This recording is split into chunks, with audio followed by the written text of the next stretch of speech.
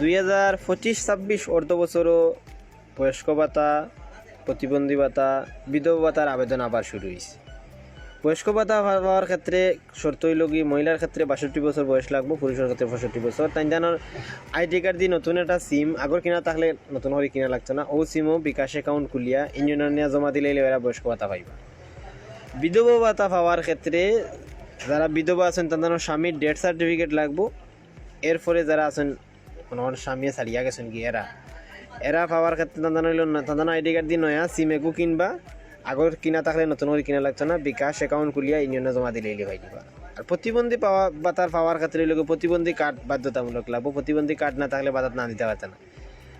যারা প্রতিবন্ধী আছেন প্রথমে সমাজসেবা অফিস বড়লেখা থাকি প্রতিবন্ধী কার্ড বানাইয়া তারপরে তাদের লোক প্রতিবন্ধী ভাতার লাগে আবেদন করা লাগবো। মা বাপ অথবা তাদের পরিবারের ব্লাড রিলেটেড কোনো সদস্যের মাধ্যমে বিকাশ অ্যাকাউন্ট খুলিয়া বিকাশ অ্যাকাউন্ট। আমরা শাহবাজপুর বাজার জোনাকি ইলেকট্রিক যদি নাই আমি আপনার ভিতরে এই ভাতা সংক্রান্ত সর্বোচ্চ সার্ভিস দেওয়ার চেষ্টা করবো।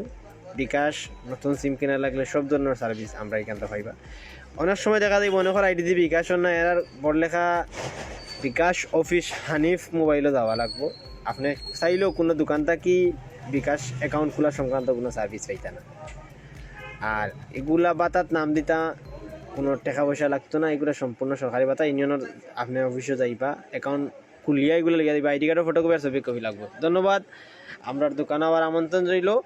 আসসালামু আলাইকুম ওয়া রাহমাতুল্লাহ।